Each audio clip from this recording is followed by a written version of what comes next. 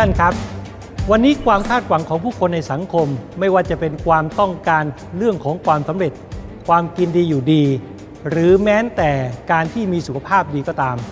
อะไรล่ะครับคือสิ่งที่จะสามารถเติมเต็มความคาดหวังของผู้คนในสังคมนี้ได้แต่เนื่องด้วยสถานการณ์ปัจจุบันบนความไม่แน่นอนของเศรษฐกิจความผันผวนของสรรพสิ่งที่อาจจะเกิดขึ้นและเป็นผลกระทบต่อสิ่งที่จะสามารถไปสู่ความสำเร็จโดยง่ายนั้นไม่ได้ง่ายเลยที่จะทำให้ผู้คนนั้นสามารถแข่งขันได้โดยง่ายและนี่ครับคือเหตุปัจจัยที่วันนี้ครับจอยคอยได้เกิดขึ้นด้วยปณิธานและความตั้งใจของผมเอง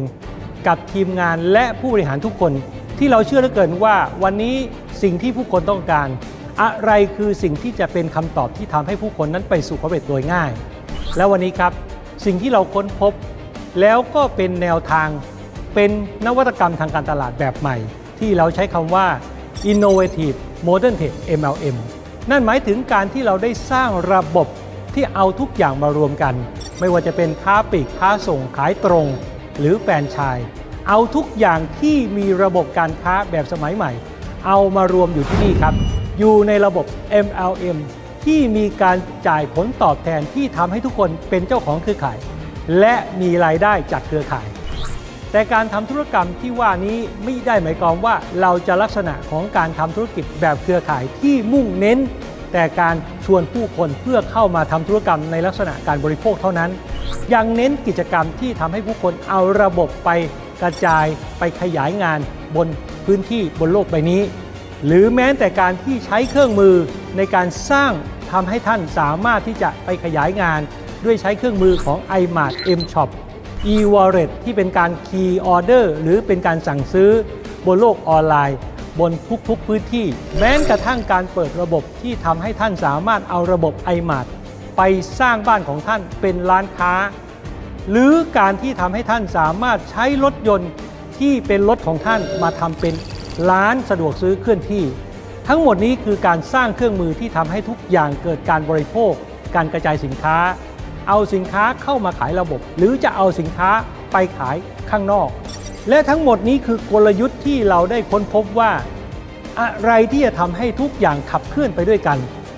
นำมาซึ่งความสำเร็จร่วมกันและนี่ครับคือ JNC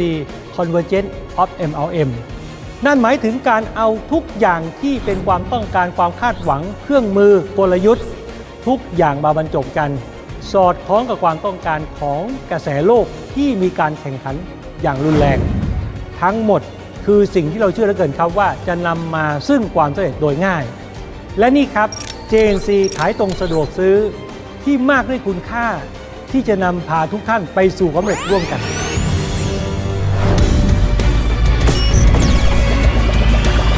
และนี่คือ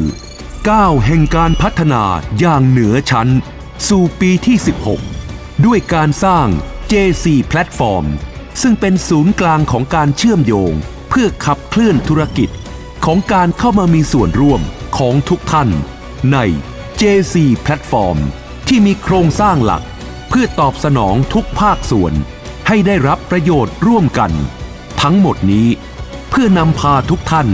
ก้าวไปสู่ความสำเร็จในอนาคตอย่างยั่งยืนกับ Joy & Coy และนี่คือ